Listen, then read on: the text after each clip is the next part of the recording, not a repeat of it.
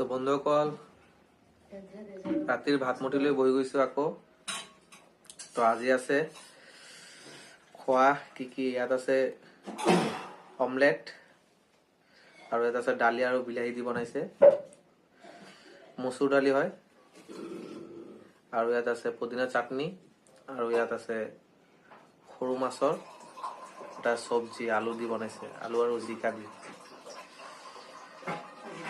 তো আপোনালোকে যদি খোৱা নাই জলদি খাই লওক আৰু মোৰ ভিডিঅ'টো চাই এনজয় কৰক। তো এতিয়া মই খোৱাটো ষ্টাৰ্ট কৰোঁ।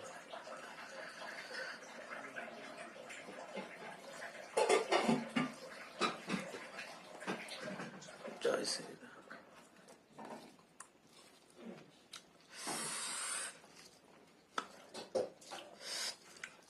ৰাম।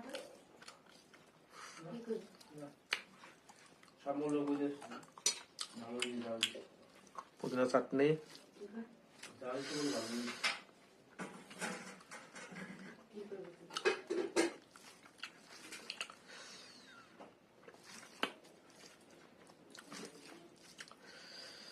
গৰম গৰম দালি, গৰম গৰম ভাত,